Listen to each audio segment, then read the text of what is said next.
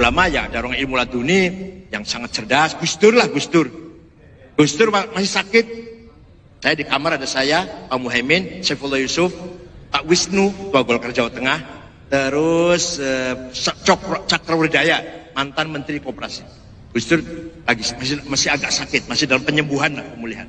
Tiba-tiba duduk apa mengatakan? Aku mengkodadi presiden. Saya nanti jadi presiden. Kita orang lima kaget. Ini Gus Dur konslet ini. Konslet ini.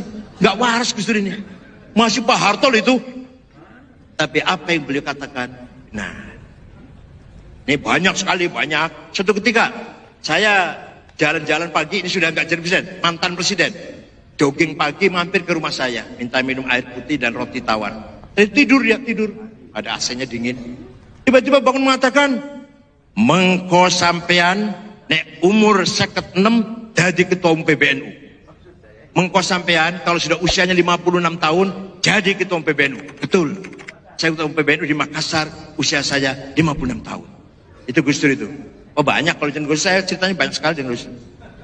Jalan-jalan habis sholat Isya, habis sholat di Masjid Nabawi.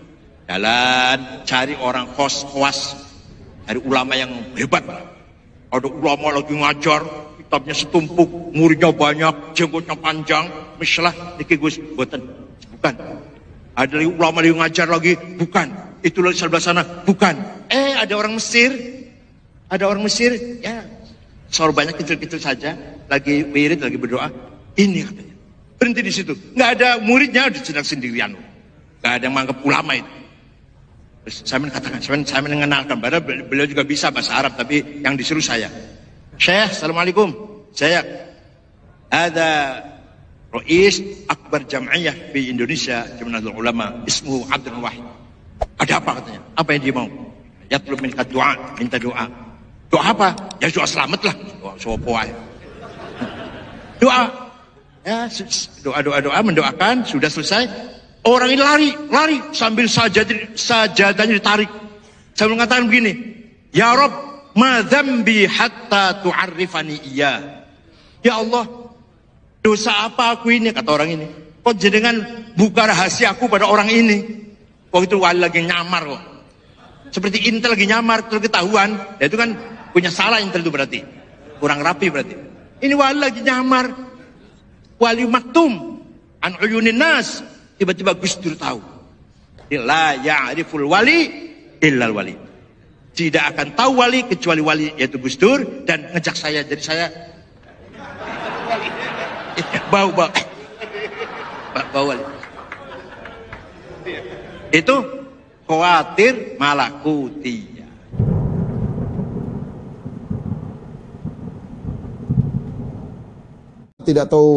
Tidak tahu tentang kisah sejarah Bani Israel, tahu-tahu Allah Subhanahu wa taala turunkan kepada dia kisah Bani Israel, kisah Nabi Yusuf, Nabi Musa. Tidak perlu belajar, kalau nabi iya. Tapi kalau wali, enggak perlu belajar, kasih ilmu siapa ya? Nabi Musa aja mau belajar cari ilmu yang Allah tidak kasih wahyu sama dia mau belajar sampai jalan jauh menuju Nabi Khadir. Nabi Musa aja safar sampai jauh dan siap bersafar puluhan tahun untuk mencari ilmu kepada Khadir. Lihatlah para sahabat belajar. Nabi mengatakan innamal ilmu bita'allum, ilmu dengan belajar. Sahabat sampai ganti-gantian, Umar bin Khattab dengan temannya ganti-gantian, satu hari kerja, satu hari nuntut ilmu. Gimana Ibnu Abbas belajar setengah mati, para sahabat, Abu Hurairah sampai kelaparan, sampai ingin mencatat apa yang disampaikan oleh Nabi SAW, berusaha menghafal. Ini duduk-duduk, diam-diam tahu semua. Tidak usah. Ini dari mana? Enggak logis kan? Kita enggak. Tapi kalau sudah kita bicara sama orang sufi zaman sekarang, oh itu kamu saja enggak ngerti, itu bisa dilogis-logiskan semua. Makanya benar kata Imam Syafi'i, tandir orang seperti ini. Ini banyak di tanah air kita seperti ini. Keyakinan-keyakinan yang menunjukkan kepandiran. Menunjukkan Islam mundur seperti ini caranya. Hanya apa? Sudah tunggu ilmu laduni, enggak usah belajar. Ya gimana? Mana itu orang punya ilmu laduni, suruh ke sini. Mana hafal Quran? Enggak ada, itu omong kosong aja cerita. Sebenarnya bilang kalau mau punya ilmu laduni itu buku dibakar, dimasukkan air, kemudian diminum. Nanti ilmunya meresap semua.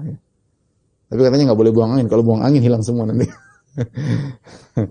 Ya, subhanallah. Makanya Ibnu Qayyim berkata, "Fal ilmu laduni itu maqamad dalil sahih alaihi." Adalah ilmu yang ada dalilnya. anja'a min indillahi ala lisani rusulihi, yaitu ilmu yang datang dari Allah melalui lisan Rasul. Wa ma adahu faladuniyun min ladun nafsil insan. Adapun kalau ilmu selain itu maka itu hanyalah ilmu manusia sendiri dari sisi manusia. Ya, bahkan beliau berkata fal ilmu ladunni nau'an, ilmu laduni ada dua. Laduni rahmaniyun, ilmu laduni dari Allah dengan belajar dalil dari Al-Qur'an Sunnah. Wa laduniyun syaitaniyun, ilmu laduni dari syaitan. Bahkan beliau berkata ya, betapa banyak ya orang yang kemudian mengatakan saya begini, seperti orang-orang Ittihadiyah yang wahdatul wujud, dia mengatakan saya dapat ilmu laduni dari Allah. Saya enggak perlu belajar lagi Al-Qur'an Sunnah, kalau kalian belajar dari Allah melalui perantara hadis Quran, saya langsung dari Allah ilmu laduni, bersatu dengan Allah dan yang lainnya. Sehingga setiap kesesatan yang mereka lakukan kata mereka ilmu laduni, ilmu laduni. Ya kalau seorang enggak usah belajar ngapain? Nabi berkata man ta'allamal ilma, ya. Man salaka tariqan, siapa yang belajar ilmu, siapa yang menempuh jalan. Buat apa itu semua? Dulu sahabat ngapain belajar setengah mati, sampai kelaparan sampai setengah mati ya. Semua sahabat ya. Mana sebut satu saja sahabat ilmu laduni? Enggak ada. Ilmu laduni cuma Nabi. Kalau Nabi iya, tidak perlu belajar, dia seorang Nabi. Tapi yang lainnya Abu Bakar, Umar, Utsman, Ali yang dijamin masuk surga, semuanya belajar.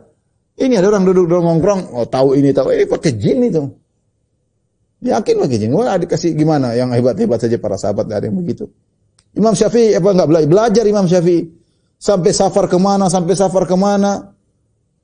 Imam Ahmad sampai belajar. Imam Bukhari sampai jalan berapa? Menempuh belasan ribu kilometer untuk belajar. Belajar dari 1000 guru. Imam Bukhari. Bukan ilmu laduni nongkrong di rumah kemudian semua hadis ilham semua. Enggak ada. Dengan pelajari rawi-rawi, mengerti ilmu. Ya ini mana orang, tapi kalau sudah bicara orang sufi, oh, itu bisa kamu aja enggak percaya, kamu aja yang pandir lah. Yang pandir dia apa kita, wallah alam.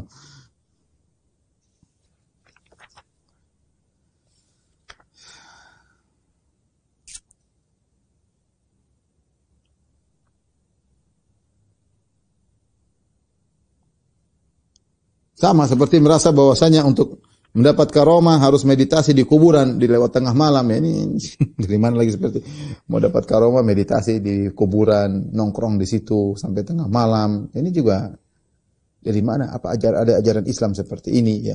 Kita ini sudah ada tokoh-tokoh yang jelas, ada Abu Bakar, ada Umar, ada Utsman, sirah mereka jelas. Kenapa kita khurafat-khurafat yang enggak jelas sanadnya, enggak jelas ceritanya? Lihat Imam Syafi'i, Imam Malik, Imam Abu Hanifah, Imam Ahmad, jelas bagaimana cara mereka menjadi orang soleh. Tidak ada aneh seperti yang ditulis-tulis diyakini oleh orang apa? Orang sufi ya.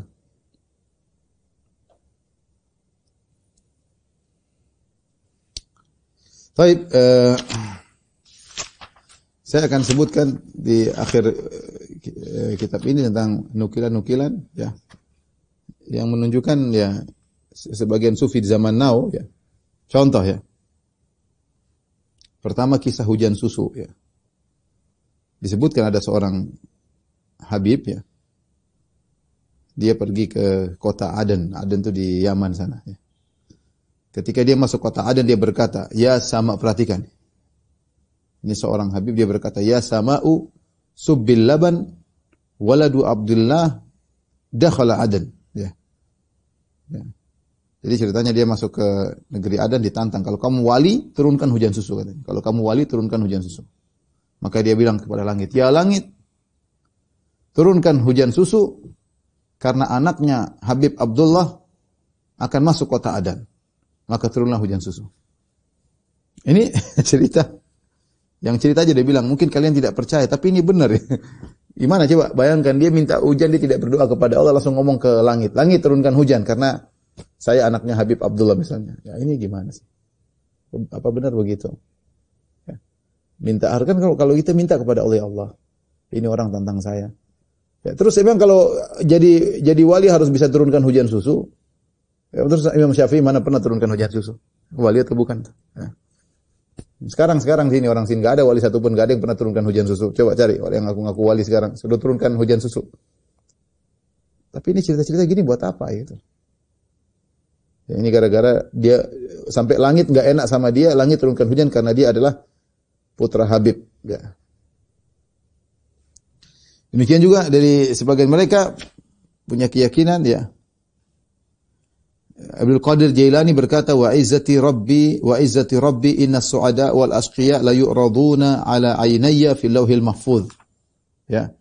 Kata Abdul Qadir Jailani, sungguh ya demi keperkasaan Rabbku, sungguhnya orang-orang yang masuk surga atau orang masuk neraka sudah dipaparkan di hadapan mataku ya di lauhil mahfuz. Aku bisa lihat langsung mana yang ini, mana yang ini. Ini pengakuan dia ya. Kita tidak bicara tentang Abdul Qadir Jailani, orang soleh ya, tapi ini orang keyakinan orang terhadap dia. Ngawur ya, seperti ini. Siapa yang tahu mana surga masuk neraka? Ya, itu rahasia Allah Subhanahu wa taala. Ya. Sampai sebutin oleh seorang Habib juga beredar di YouTube ya. Katanya ada seorang guru dan seorang murid. Muridnya ini diangkat hijabnya. Jadi kalau diangkat hijab maksudnya terbuka hal-hal yang gaib. Sehingga kalau muridnya lihat orang tahu, oh ini penghuni neraka, oh ini penghuni surga. Tercatat mungkin di kepalanya penghuni surga, penghuni neraka. Subhanallah.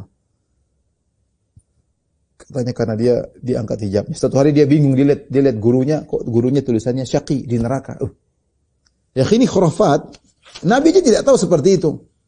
Nabi tidak tahu semua orang ini surga atau neraka, Nabi enggak tahu ya. Contoh, Allah sebut dalam surat At-Taubah ayat 101. Ini firman Allah. Wa mimman haulakum minal a'rabi munafiquna wa min ahlil madinati maradu 'alan nifaqi la ta'lamuhum nahnu na'lamuhum. Di antara orang Arab Badui yang di sekelilingmu itu ada orang-orang munafik, dan juga di antara penduduk Madinah ada orang-orang munafik. Mereka keterlaluan dalam kemunafikan mereka, tapi kamu Muhammad tidak mengetahui mereka dan kami mengetahui. Jadi tidak semua orang munafik Nabi tahu. Kalau Nabi bisa lihat semua ini celaka, Nabi akan tahu ini munafik. Salat tapi tulisannya di neraka. Ini sementara ini Habib cerita ada orang tahu lihat gurunya tulisan, lihat setiap lihat orang neraka, surga karena hijab diangkat. Ini gimana khurafatnya? Kalau kita sih ini cerita pandir, tapi ya kita kalau nggak percaya nanti dibilang kita yang aneh-aneh. Ini dia cerita dari mana seperti ini? Nabi tidak tahu.